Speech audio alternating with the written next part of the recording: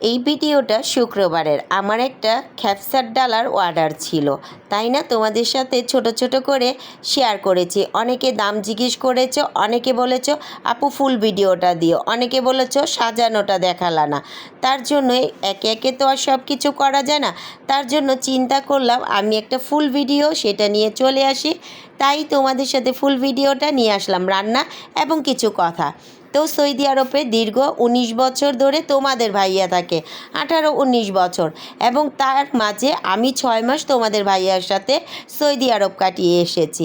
আলহামদুলিল্লাহ আমি সেখানে যে খ্যাপসা রান্না করেছি এবং আমাদের ঢাকার খাবারগুলো রান্না করেছি।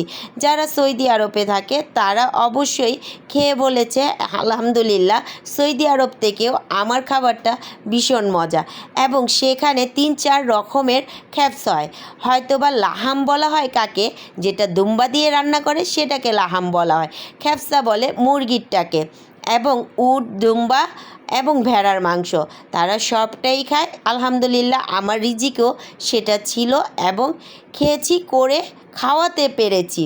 সবাই বলেছে সৌদি আরব থেকে হয়তোবা বিভিন্ন রাষ্ট্রে অনেকেই কিন্তু খাওয়া দাওয়া করেছে, অনেকে বিভিন্ন রাষ্ট্রে ছিল, তো সেই স্বাদটার সাথে তুলনা করে আলহামদুলিল্লাহ প্রশংসা পেয়েছি।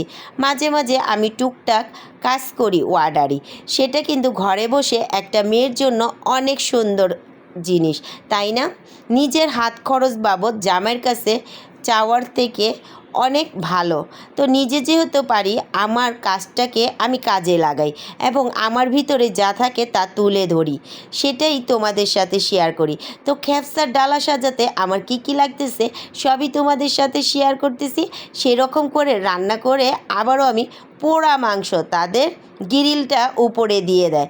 তার জন্য আমরা যেহেতু বাঙালি, মশলা ছাড়া তো আমাদের চলবেই না, মশলার মধ্যে সুন্দর করে কষিয়ে তারপরে গ্রিলটা আবার করে নিলাম। তো তারা খুবই হালকা মশলা, ঝালই থাকে না, শুধু চালের মধ্যে, হ্যাঁ তাদের খাবার প্রচণ্ড ঘি, প্রচণ্ড কিশমিশ, প্রচণ্ড বাদাম থাকে, কাজু পেস্তা সব, তো কামড়ে কামড়ে বাদাম থাকে। তো ওই যে যেরকম গুড় সেরকম মিষ্টি। আমার এই ডালাটা ছিল 4 জন খাওয়ার মতো, তো সেই 4 জনের খাবার খেলে হয়তো 5 জনও খেতে পারো। তো বাসমতি চাল দিয়ে, আমি এখানে বাসমতি চাল ছিল 1 কেজি, 4 জনের বাসমতি চাল। তো তারা শুধু পানিটা ফেলেই দেয়, আমি কিছুটা চালের পানি ফেলে রান্না করলাম, কিছুটা চালের পানি ফেললাম না।